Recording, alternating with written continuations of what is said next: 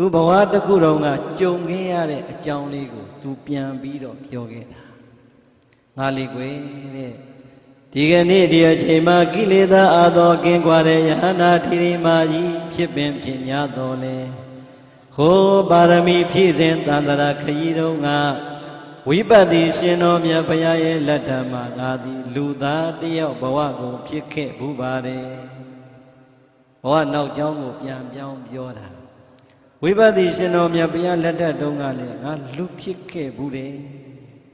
ပြိဿဘာဖြစ်ခဲ့အဲ့ဒီဘဝငါလူဖြစ်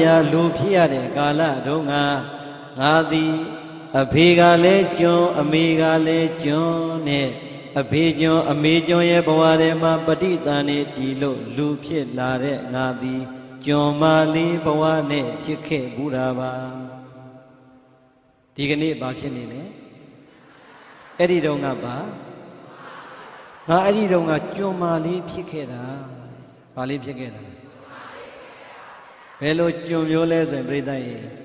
ခေါင်းပေါ်မှာရေအိုးလေးကိုရွယ်လို့ရေခတ်တဲ့ကျွန်းမလေးလူတကာရဲ့ရေခတ်ခြင်းကိုခိုင်းစေခြင်းခံရတဲ့ရေခတ်ကျွန်းလေးအဖြစ်နဲ့ရခဲ့ဘူးတာပါဘာကျွန်းနေတိုင်းရေအိုးလေးကိုခေါင်းပေါ်ရွက်ရေတွေခတ်ဟိုအိမ်ဒီအိမ်သွားပြီးတော့ပို့ရတဲ့ရေခတ်ကျွန်းသို့တော်ပြိဿရေရေခတ်ကျွန်းဆိုတဲ့ဘဝလေးကိုပြန်ပြီးတော့ပြောတဲ့အကြောင်းရင်းလေးကနောက်ထပ်ကောင်းတာလေးဒါလိမ့်မယ်ရေခတ်တဲ့ကျွန်းလေးဘဝနဲ့လူဖြစ်ရတဲ့ငါသည်အဖေကျွန်းအမေကျွန်းရဲ့ကြားထဲမှာလူဖြစ်ရတဲ့အတွက်ကြောင့်ပညာကိုသင်ကြားနိုင်ခြင်းလည်းမရှိခဲ့ပါဘူးကျွန်းဖြစ်နေမှတော့ပညာသင်နိုင်မလား